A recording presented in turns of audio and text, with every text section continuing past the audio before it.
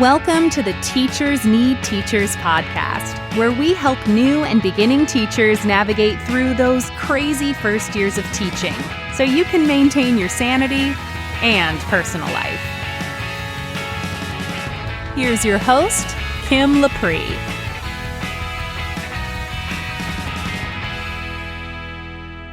Welcome to the Teachers Need Teachers podcast, episode number 18. I'm your host, Kim Lapre, and this is the podcast for new and beginning teachers who don't want to just survive those first few years, but actually thrive. Today, I have a special guest, Carolyn Gardner, and we are going to talk about all things elementary school. So if you are an elementary school teacher or about to be one for the first time, then this episode is especially for you. Now, most of you know that I come from the middle school and secondary space, and so elementary school is a little bit foreign to me in terms of the ins and outs of it. So I decided that I was going to seek out an expert. And Carolyn has been teaching for 20 years, you guys, and so she has so much valuable information to share with you. In our conversation, we discussed some traps that many elementary teachers fall into, what you should really be preparing for in the beginning of the year, as well as how to make that first quarter, those first few months, less chaotic and stressful for yourself. I know you're going to get so much out of this, so here is my conversation with Carolyn. Thank you, Carolyn, so much for coming on the podcast today. I really appreciate you taking the time to do this. Thank you so much for having me, Kim. I'm happy to be here. So just for my listeners who don't know about you, could you please tell us about your teaching experience and how you came to your current position? Sure. I've been in elementary teaching for going into my 20th year this year, which is a pretty exciting milestone. Mm-hmm. I'm concentrated mostly in second and third grade. This is going to be 17th year in second grade, and I taught third grade for 3. I've done private school, and now I'm in public school teaching second grade for 16 years. I also have a little bit of background in corporate. My very first job out of college was working for an educational consulting firm that did staff development for teachers. And it's ironic because I grew as a professional, did my master's work. I studied curriculum and instruction and supervision. And now I'm moving towards educational consulting as a passion too. So kind of come full circle. Mm-hmm. I went from supporting the consultants to becoming one. But I'm still in the classroom, and I'm just really passionate about helping teachers. So this is something that I'm doing in addition to working in the classroom. I've had a blog, The Proactive Teacher, for about a year, just kind of reflections on my own experiences that I think we all kind of share. Yeah, I've been in my classroom now for quite some time. And just out of curiosity, because 20 years is amazing. Thank you. I'm super impressed, and I really appreciate that you've done that for so long, because a lot of teachers burn out so easily. So considering that you taught second grade for the majority of the time, how do you keep yourself from getting bored with the curriculum? Maybe I'm just really fortunate in that the district that I'm in is always challenging us, and they try to be very forward thinking, and they're very supportive of professional development. And then I personally am always trying to challenge myself in that way. I know some teachers always want to do new things within their classroom, sometimes just to keep themselves from not getting bored. But I think it's important that the children have the stability and you find ways to challenge yourself, if that makes sense. So where the curriculum is the same for the children, I've found ways to keep myself as a lifelong learner growing and, in different areas of the field. And to be honest, I can't believe it's been that many years. I have children that are coming back to me now and saying, yes, I'm in college, or somebody found me from the beginning of my career who's, now a new mom and inviting me to, their christening. And it's exciting. So when you're down in the early grades and just teaching them the basics and hear about how you really did form a foundation that, further teachers built on, it's rewarding in that way. I agree. I mean, and I know that very few of my students come back and say, hey, Miss Lapri, I had you in 7th grade. They seem to always remember their high school teachers. And then they'll remember some of their elementary, but for some reason it gets fuzzy for them in the middle. I guess it's the, adolescent puberty brain that makes them forget. Where the peers are what they're concentrating on. Exactly. But it's super important to have supportive middle school teachers in their lives. Absolutely. So considering that you've been there at the same site for this, you've seen a lot of teachers come and teachers retire, but for the new ones, there's always a crop of new teachers, I'm sure. What are some of the struggles that you see the first year teachers face the most? I think, and I've hosted a lot of teachers in training, not so much student teachers, but earlier teachers, and I always tell them this, and then when the new teachers come into, I think the biggest problem is you don't know what you don't know. It's okay to ask questions. You are going to need to ask questions. You don't have to come in here and feel like you have it all together. But I think everybody wants to give that impression when they're first starting, that they've got it. But nobody does, because you don't know what to prioritize. Right.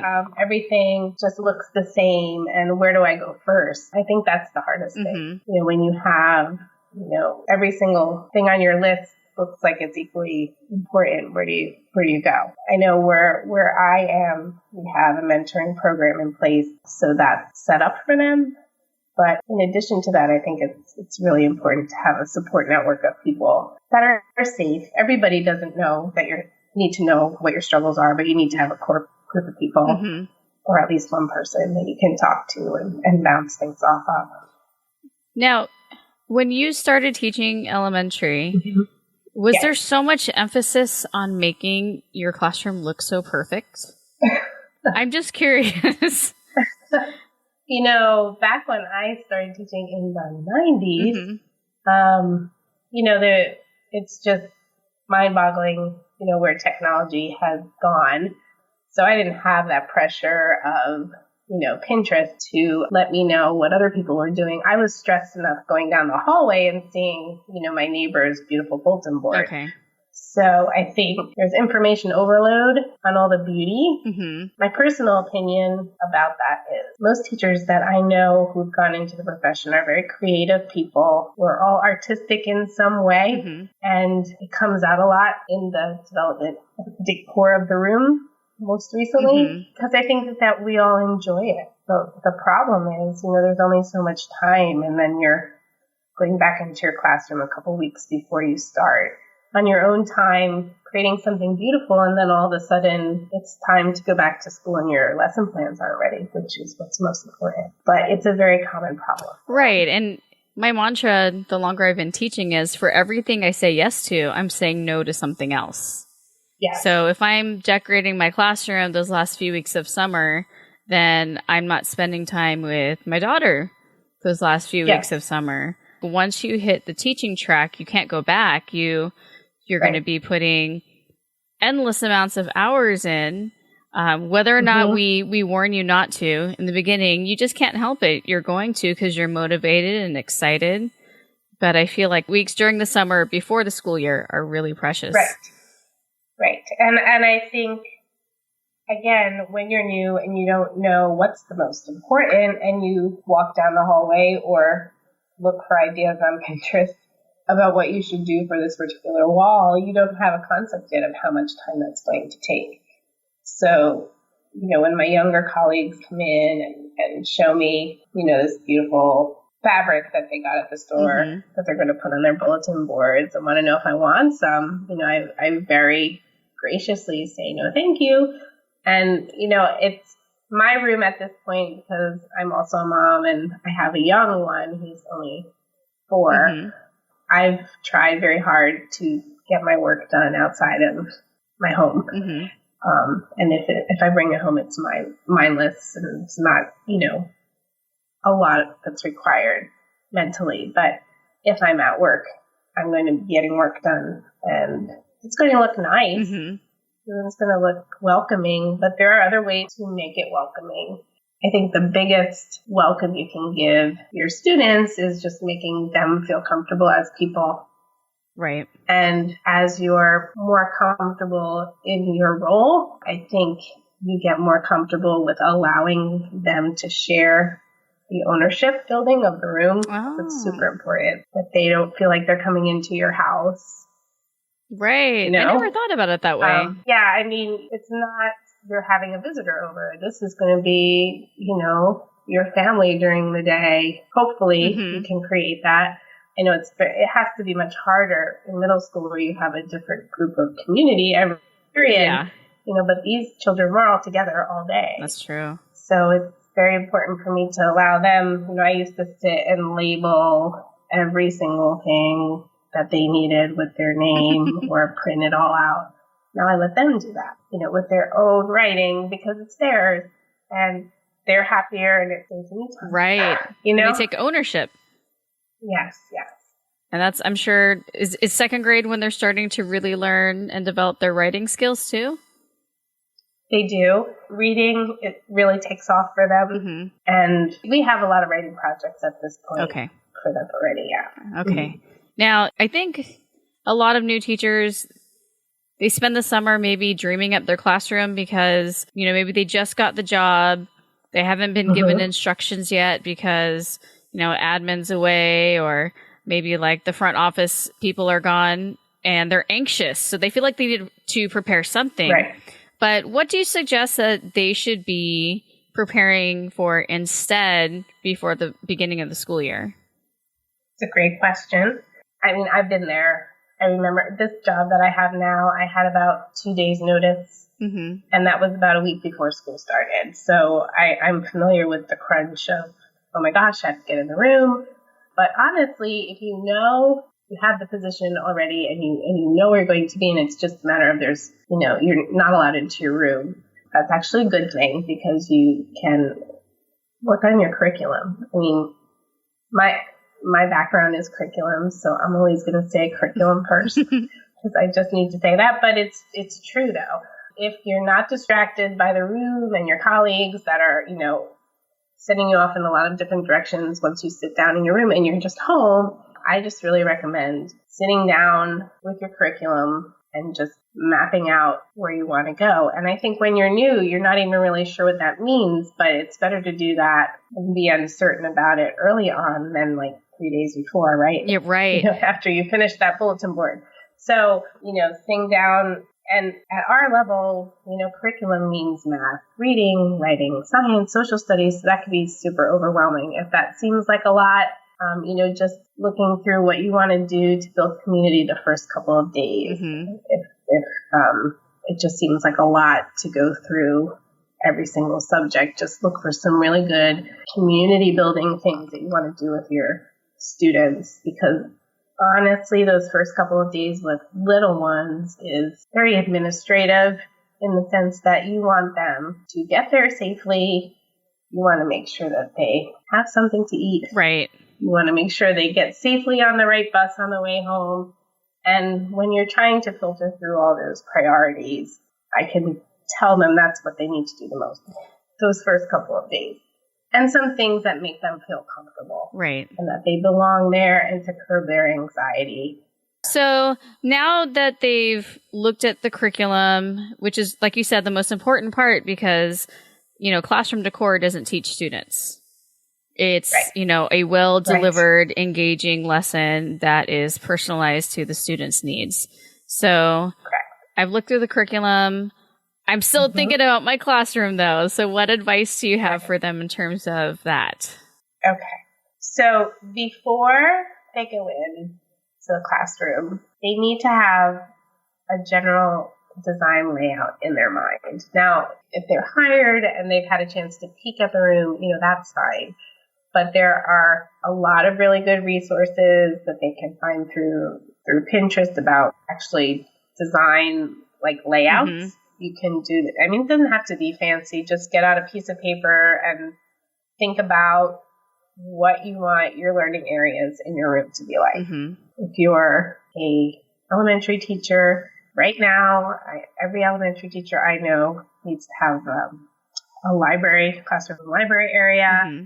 You want to think about what your different learning areas want to look like, where you want your desks to be. And I don't know that when they're thinking about design, when they're new, that they're really thinking about them as learning spaces. We're thinking about boards and what we want on boards, but every area that you have in the room is going to be a learning space. Right. What do you want that to look like? What do you want your work area to look like?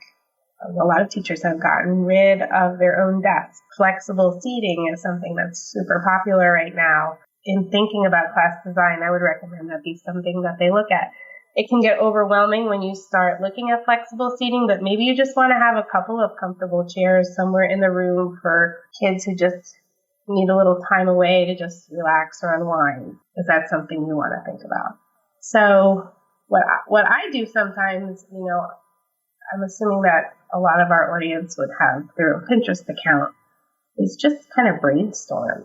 Go on Pinterest and make a board for yourself that says classroom design and just start pinning some ideas that you like without getting overwhelmed about it. And when I think about design, I'm not thinking about, I like those colors. Right. I mean, I like that learning space, or I like the way that she's organizing her paperwork for reading areas. Organization is huge. And those are the things, they don't have to have it all figured out, but to at least start wrapping your head around how you want to organize yourself, to organize your learning and your students. Right. And I really love this idea of, function over design or fashion, however you want to say it, because absolutely, if you have, your little reading nook or your reading center, I like to ask myself, where my library is, how accessible is it?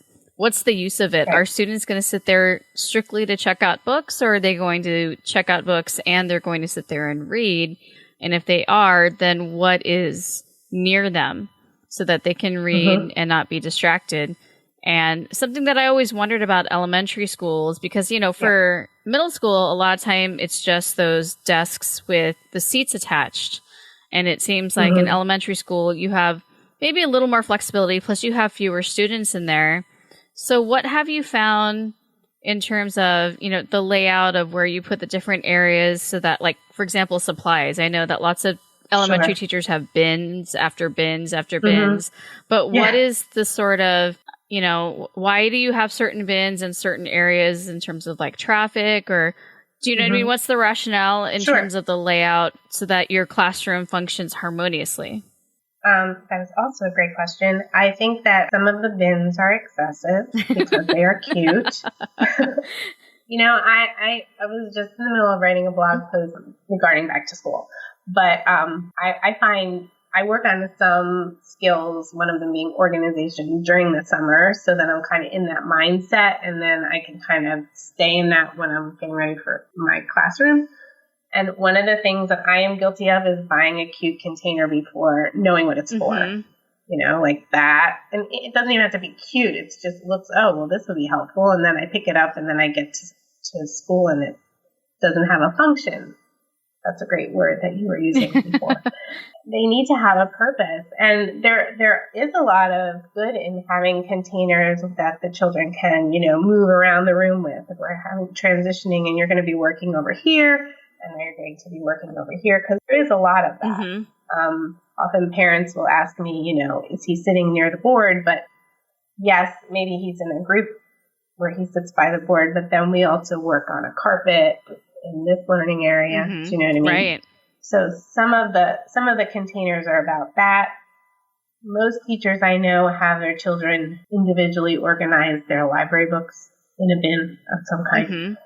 So that's a big space. You do need to think about that. How do you want your children to hold on to their reading book? Right. Do you want them to have something that they can take with them? What would you like that to be? Would you like that to be a container? I saw all over Instagram all of these colorful bins that Target was selling for their library. Oh, right. And they are great. They're very similar to something that I have, but that won't always work depending on what kind of room you're in. Some teachers just have, bags on the back of their kids' chairs. So I guess questions like that are just things you have to be asking yourself, what would I like to use? And I think the other key thing is, while you're thinking it through, I think it's just important that you're thinking about it. There's no right answer. So if they start to get overwhelmed once they get in this thinking space, you don't have to have it all figured out. Either, right. The first day is going to start and it doesn't all have to be worked out. And if something doesn't work, it's your classroom. Come up with a different idea and put the bins away and try something else that works better for you and your class. And no one will know if it worked or not. That's right. It's just you and the kids. They don't know. That's right.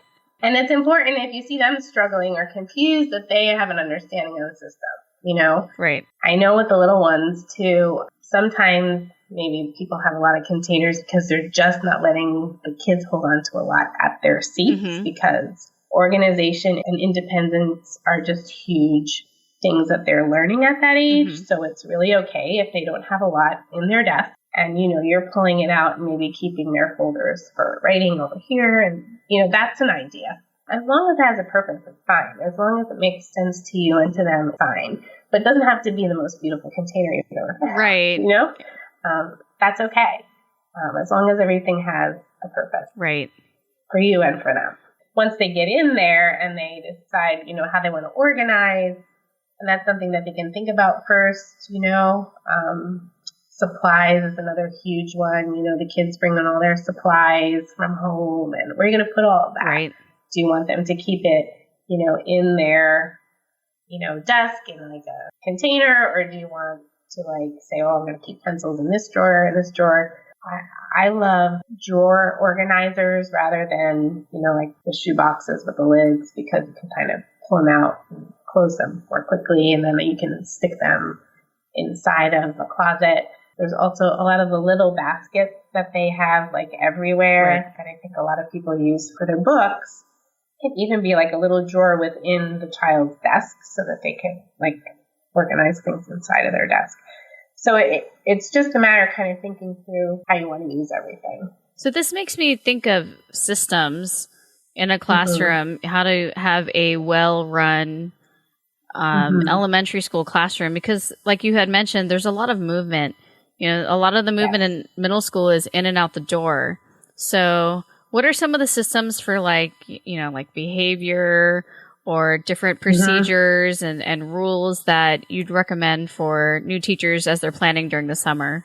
One of my quotes that I love from Stephen Covey is, we lead people, we manage things. Right. So classroom management is a huge term. The management should be about the things in your classroom, your organization, your way of doing things. Right. You should be leading your children and trying to help them lead themselves at this critical young age for them. So it's really important. And I don't ever remember having any class in my teacher training about behavior policies or discipline or anything like that. And it's so important. Again, there's no right or wrong way. I would say, it should have a positive slant on it and a community building proponent. If the children feel safe, they're going to be willing to buy into your discipline policy. But you really do need to have an idea of what your expectations are, what you're expecting from the children, and what the consequences will be if they don't follow those rules. So what I do with my children is I have a set of about 4 or 5 general rules and expectations, and we have a conversation that kind of leads us to that together. They are actually much more particular than I am. Oh, really? When they kind of start saying what they need in the classroom, they'll say, we don't want to do this and we don't want anybody to do that. And what ends up kind of happening is they kind of fall under the umbrella of, respect others, respect the environment, be responsible, general things like that we're agreeing to as a class. But then the expectations are based off of that. So what does that look like to be respectful? We'll have class building activities about what that would look like. And then, what's it going to look like if we forget? So I always write out a note for the parents at the beginning of the year that, we had this discussion about what the class rules are, what some consequences might be if we forget, just so that everybody's on the same page with that. If they're a new teacher, I recommend that they show that to their administrator.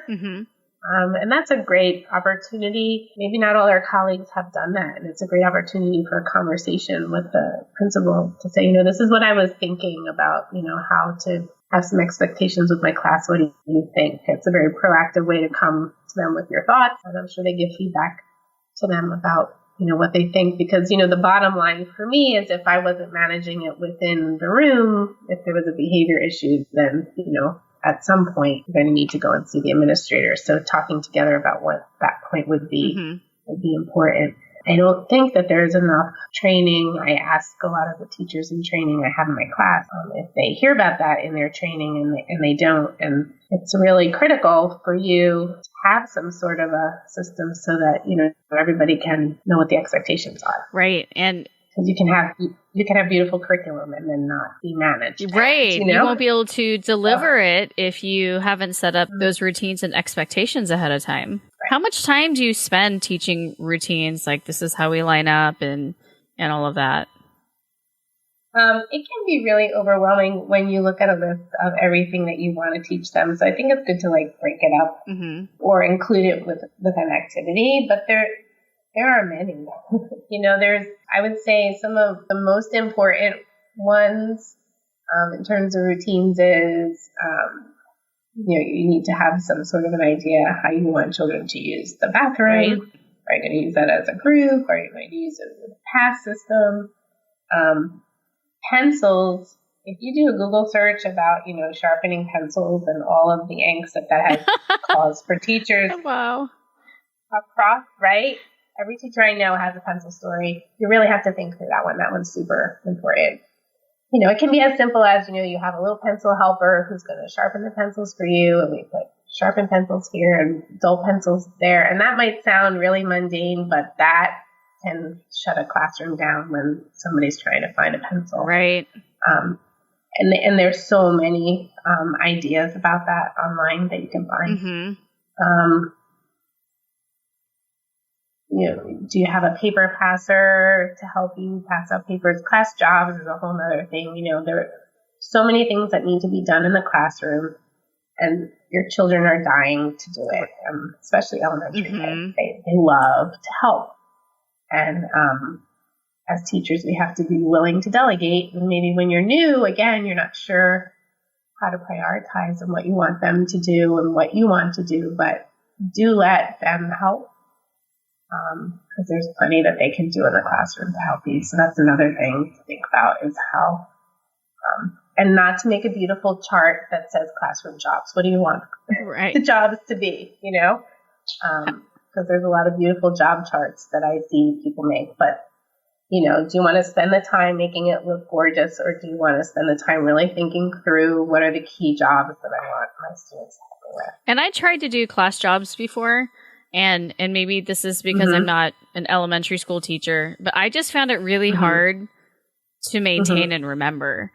So how do you manage, I remember with my daughter being in elementary school, just what a big deal it was, the job that you got and how often they were changed. Because, if you got your dream job, then you don't want them ever to be changed. But then she'd be lamenting over how much she hated her job if it wasn't, her top two picks. So how do you remember all of these systems while still thinking about classroom management and curriculum?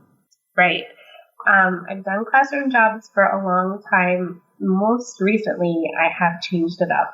There are some jobs that if I find a responsible student who's going to do it well, and I keep checking in with them, they can keep that job for the whole year. Oh, okay. Going back to that pencil person, I had one little girl last year who was just so excited about doing that job and so responsible about it. And she did it all year. And in second grade, which is what I teach, is community is one of our social studies topics. So we get into, job descriptions, job applications. I make it more about choice for them, and student choice is very prevalent now. That's, I would say, one of the most current buzzwords is, creating choices for your students, whether it be, learning experiences or, what have you. This is another opportunity for them to choose rather than what I used to do is I had like a pocket chart and, you would just rotate their names on through all the jobs, once a week, and they didn't remember what the jobs were, like you were saying, or, they didn't care, so this is a little different. And I'm actually kind of currently thinking about how I want that to look for them. But there's going to be some children that have like it ongoing and then fewer to remember on a more regular basis. But I'm not going to be changing them weekly just to change them. Right. I think it's more about them, again, having ownership of what their job is. And then if they do get tired of it, they become the person who can train the next person because they're now the expert. Oh. And again, it's that shift towards letting the children do something rather than you having to do everything. I love that. Thank you. I think that that we underestimate kids sometimes and what they can do. And when you really see them building the community on their own, especially with the young ones, I think we just think we need to do a lot more for them, and it makes you tired. Right. Physically tired, and they can do so much more. And instead of you running around all the time, right, trying to do everything, I see some of these teachers in their 4-inch heels, and I'm thinking, how do you do that? But now they've got this all planned out, and they're in, and they're ready for school. How can they prepare and plan so that those first few months that they can just survive at least until like the first break, let's say like Thanksgiving, how can they plan out that first grading period or quarter so that it runs smoothly? Because now we're going into also collecting data on students and testing. And it just seems for elementary school teachers, even with all of those 30 students and probably less, there's so much you have to do. So what kind of systems do you have for them to, or at least for yourself, to stay sane with all of that? Well, I think, again, when you're new, it's just critical. You don't have that intuitive sense yet about when things are due because, I've done this so long. I said, it's that time of year. I have to start gathering that. They have to find some people that they can talk to. So if they're assigned a mentor, that might not always be the best personality fit sometimes. Right. And maybe if it is, that's great. But you do have this person. You have access to this person who can help you. Come with those kinds of questions about deadlines so that you can think forward towards them. Because if you're not anticipating them coming, you just don't know. And then, all of a sudden you find out that data is due the next week and you didn't have that on your radar. So I would really recommend have the mentor to kind of sit down with them and look at those important dates together and how to plan for them. If you don't have in that mentor a planning person, you at least have the dates and then find somebody that you're a little bit more comfortable with, that you gel with, that you can do that with. I'm a big believer in backward design. Get those deadlines that are in November, on your radar now and plan backwards towards how you're going to meet that goal. If you know that report cards some people have marking periods, 4 marking periods, 3 marking periods. If you know that it's coming, but that I have a big calendar with all my deadlines on it so that I can kind of prep for them. Right. But it's really hard when when you're juggling everything and you're new to just keep track of all that. It's just really important to have someone to talk to. And a lot of people don't feel like they do. I recommend, going online and looking for communities of that too. There's so many, whatever your comfortable social media network is, but it's just important to have community, even just to stay sane. Right. Yeah. The other thing that's important is determining when you're going to stop. When you're first starting, you're building a career, you do have to put in a lot of time, but the problem with this job is, especially at this level, is that, you're pretty engaged with them the whole time they're there. You're not getting to any of your paperwork while they're there. Right. So at what point in your day are you going to say you're done? Because only you have control over that. And that's a self-care issue. I struggled with that a lot when I was younger because you're never done, but you won't really ever be done. There will always be more to do. So you really have to make a decision about what time of the day you're going to say, okay, I did as much as I can today. And now it's time for me to be with my family, right, or, to take care of myself or to go to the gym. It's just really important to start those good habits at the beginning of your career. And I'm glad to see it also pop up more. And I saw that as well on your blog, where that message is being spread about teacher self-care. And it's really important so that teachers don't burn out within the first 5 years. I mean, that's a real statistic. It is. And I think that self-care is the key to that. You're giving yourself permission to say, I'm done for today. And that might be, different times on different days. Maybe you want to have like one day a week when you work long, but it cannot be every single day. And if you're going to pack everything to take home, are you really going to do all that? Right. A lot of us like carry that bag just like as a security bag, and maybe it's a really cute bag. We were talking about really cute rooms. There's a lot of cute bags out there too.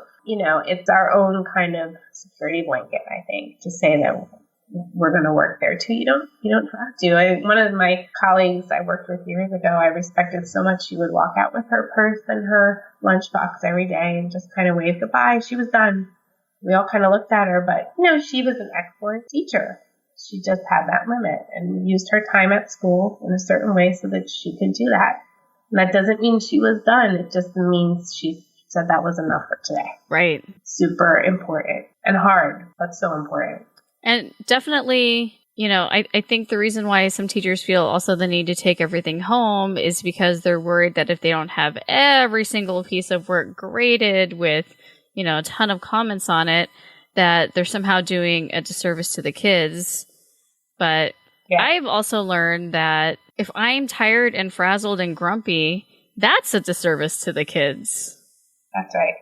So I definitely agree with trying to, set those boundaries and maybe even schedule a time, put a reminder on your phone. I'm going to go home at this time. And no matter where I stop, I'm going home and I'm not bringing it with me. Or for me, I do take some of my work home as an English teacher. I have a lot of stuff to grade, but it's not all the time. And I schedule those days, like you said, okay, I'm going to grade for an hour on this evening. And it's pre-planned so that I'm not taking time away from my family. Right, because if it's pre-planned, you're in a certain headspace about it. You're going to do it. If it's just because you didn't get around to it at school and then you get home and then you're distracted and you want to be with your family, but you have this work to do, then it turns into a whole other thing.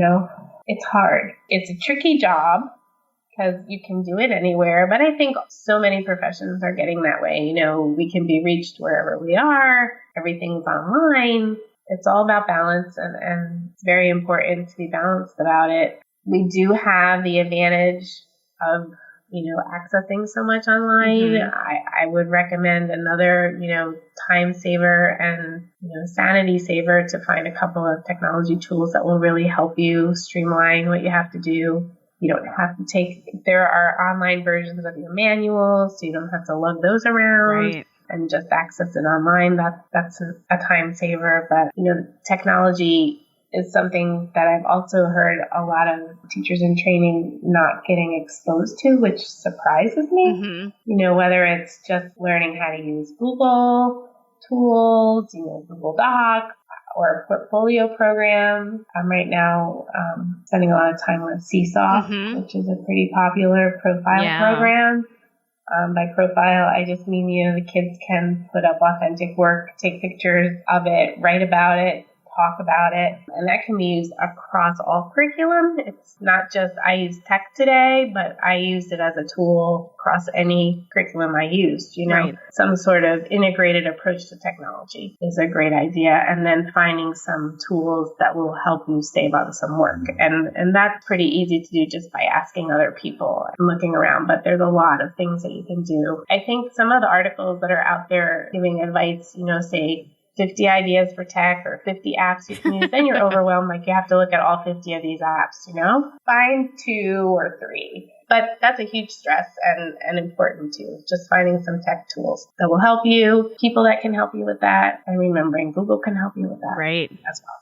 Well, and even if you start out small, because my mentees, they're coming out in their 20s and they do admit that the technology isn't necessarily natural to them because they use technology in a different way. So they don't necessarily understand all of the benefits and ins and outs of the Google Suite, for example. And, you know, for me, I'm thinking if you're going to start sort of dabbling with tech and you should start out slow, think about the things, like you said, that make your life easier, like even, you know, file management in Google Drive or organizing your lessons. And it doesn't have to be where you're going to have this interactive whiteboard with these lessons from Pear Deck that you know, where it's like completely interactive with students. I think the tech needs to be a tool.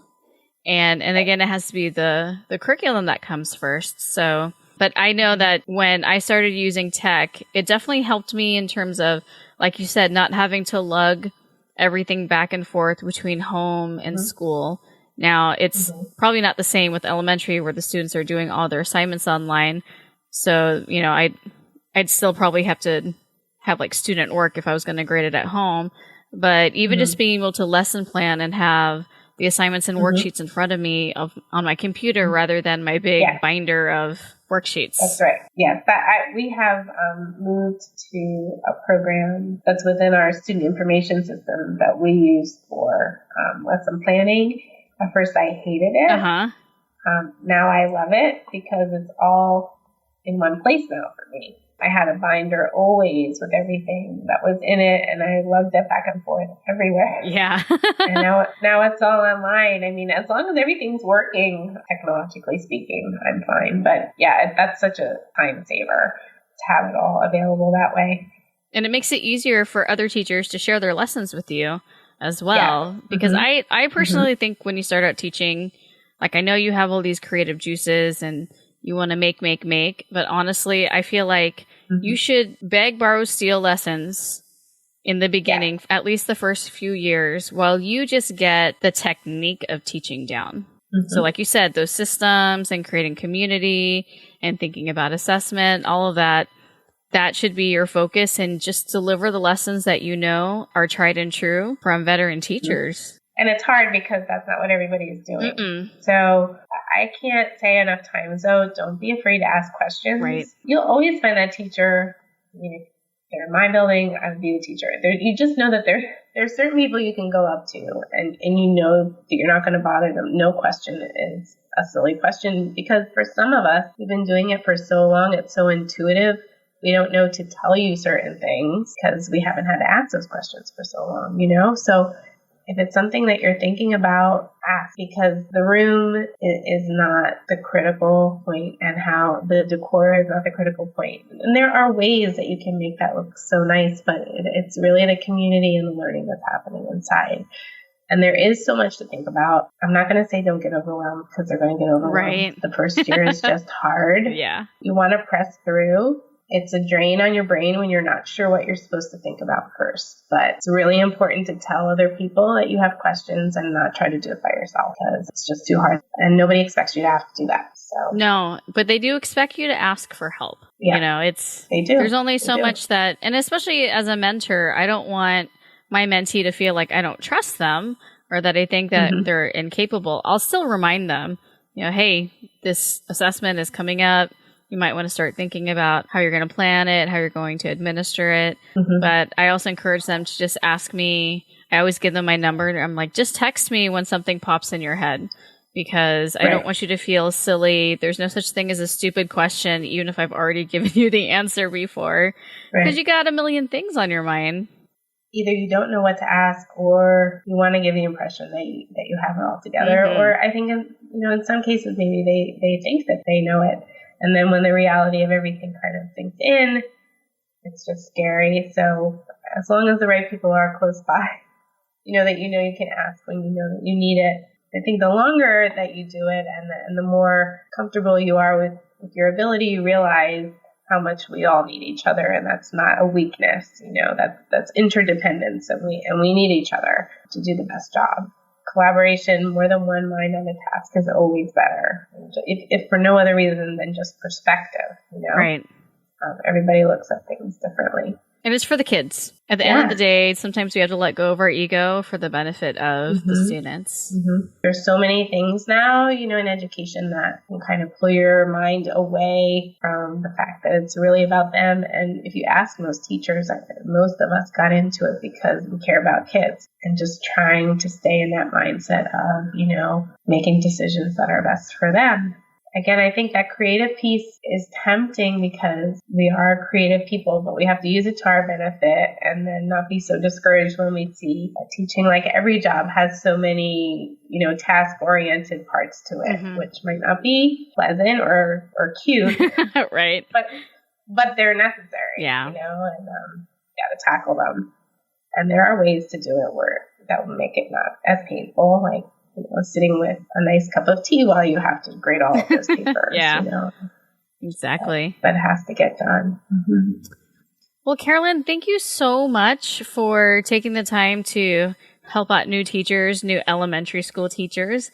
Where can my audience find you? Well, first of all, thank you so much for having me. I really hope it was helpful for them, and it was really a pleasure joining you to talk about it. I have a website called The Proactive Teacher. TheProactiveTeacher.net is the website. Lately, I've been writing about getting a little bit more balanced at home. My blog and my resources is really to help teachers become more effective, things that will help them kind of keep a better work-life balance. So lately I've been writing about tackling some projects at home in 15 minutes a day. That was kind of my summer project. And now I'm moving more into back to school topic, like back to school anxiety by tackling some things like sub-plans ahead of time.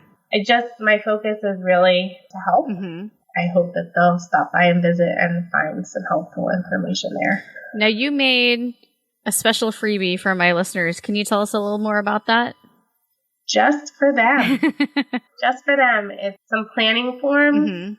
It's called Back to School Planning Forms that will make your life easier. One page is just for your to-dos. And it's when you get ready to go back into your classroom, what I always find is I'm walking around the room and I want to go in all kinds of different directions. So it kind of says, things that I have to buy, things that I have to make, things that I have to label. So that's one template. And then there's a couple we were talking about planning. Right.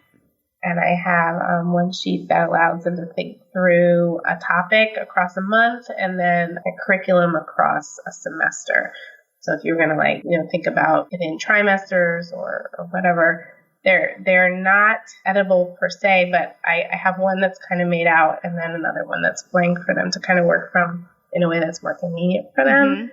Just a couple of things, again, to challenge them to kind of think about it before they go in the room and things that they can do at home to start planning the curriculum of their year. Yeah, that's awesome because you don't really know what you're supposed to be planning. So this will sort of guide you, so that you can at least start thinking and ruminating about what you want to do, at least maybe that first quarter.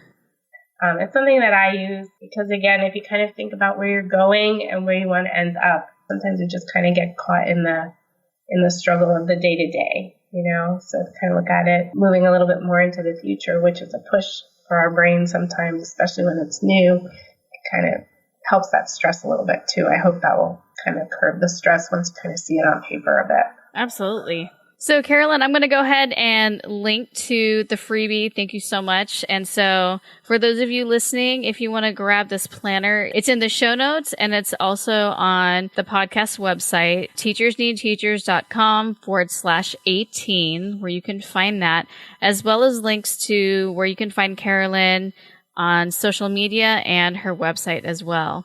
So, Carolyn, thank you again so much. Thank you so much, Kim. It's really been a pleasure. Okay, you guys, I told you that Carolyn would have so much valuable information to share with you. So I just wanted to give you a few takeaways just to kind of sum up what we discussed. First of all, prioritize. And your first priority above everything should be the curriculum and what you're going to teach the kids. Yes, you want to get your room ready. And yes, I know that no matter what I say or anybody else says, you probably want to make it really pretty. And I understand that. And as Carolyn mentioned, We're creative and we can't help but want to make things look nice. But your classroom being pretty is not going to teach the students proper behavior and routines and systems, as well as teach them curriculum.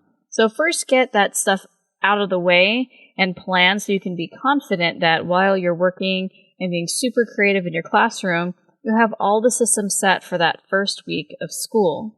Also, you want to be sure to find a mentor and a support system in your school.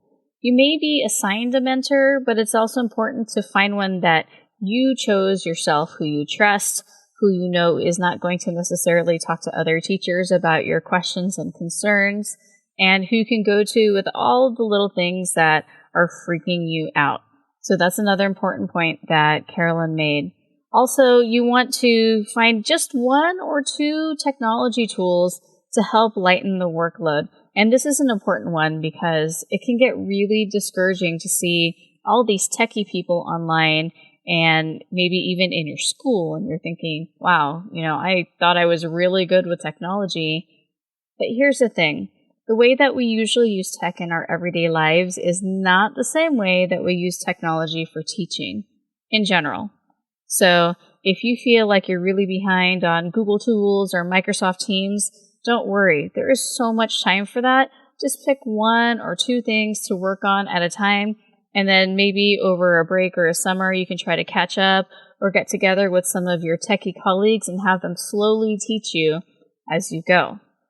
So I hope that you really enjoyed this episode with Carolyn. I know I had a fabulous time talking to her. If you'd like to grab that freebie that she created, again, you can go to teachers&nbsp.com/18.